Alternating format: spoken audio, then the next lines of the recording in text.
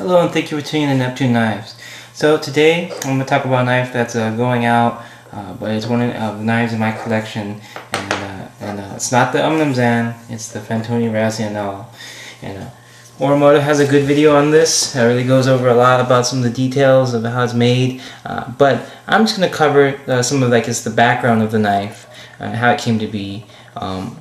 So basically this is a limited production of knives created, actually produced by Fantoni, which I told you they make good stuff. I mean that HBO2 and its problems doesn't mean that when I got it that the knife wasn't a good fit and finish and everything. But Fantoni, this knife is this knife rivals Chris Reeves' craftsmanship. Is just perfect.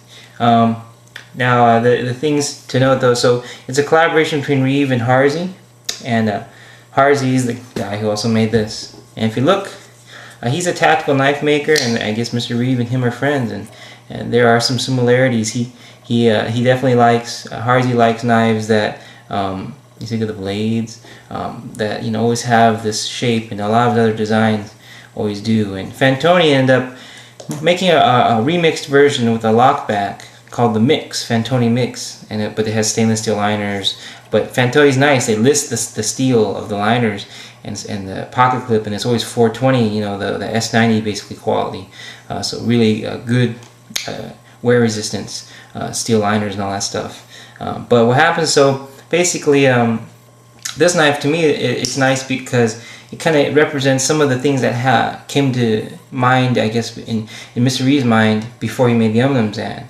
And so you can see there's a lot of similarities between the two knives. See? So, for example, the glass break on the back of the blade tang. See the jimping, the idea of dual thumb studs, also serving as stop pins. Even Mr. Reeves has some beveling right there, and those sort of like slight finger grooves. And see, so this is just a very nice knife. It was the Zan went on to win a Blade Show award, and you can see with the Fantoni, there are a couple of things, like for example, when you use the Fantoni and you open it, it's always a little, the thumb studs are never always in, a perfect position. You once you flick it open, it flicks open, and let's see, on Mr. Reeve's Zan, he moved it closer, he figured it out, and you can even see this is this Fantoni was again a precursor to Mr. Reeves using a bigger pivot, and and the Zan if you push up, instead of out. And again, these are all revisions of Harzy's design that came first. So first this, then this, then this. At least for Mr. Reeves, this is what he saw. And on this knife, the Fantoni, was always very difficult on Harzy's designs to kind of just get that fluid motion. But you can see now it's like it flicks open, it's easy. But initially when you get this knife, it takes a while to get used to, because it just gets stuck without eating away your thumb a lot. So that's kind of some interesting ideas. It is an aluminum finished, oxidized aluminum handle. Let's see. The card tells you. This is that 13 C26, which is a surgical steel, meaning you can get a razor edge, and it's very stainless. And of course, that makes sense. If for Harzy thinking, let's make it tactical, give a knife that can cut ridiculously, like a surgical tool. And but the Rockwell hardness could go up to, I think it was on the card, it says like 61 to 62. So that's really good, for edge retention. This is actually quite decent. And on top of that, they laminated the blade to protect it from any staining. And on mine, I'll note and this is one of the things about knives, see that little blemish? Because when you have a laminated blade, I'm assuming what happened is whenever they displayed it, a laminated layer, it's basically, lamination is like some kind of sort of like a plasticky film. So it can, I guess you say, you can get damaged, that film, and that's maybe what happened here. So but overall, I don't see a way, like where Mo said, to take this knife apart. But you can see again the pivot and the one standoff. they'll kind of like keep the structure of it. And the same thing as the M&M's the pivot and the ones. Boy, well, see, Mr. Reeves is really badass.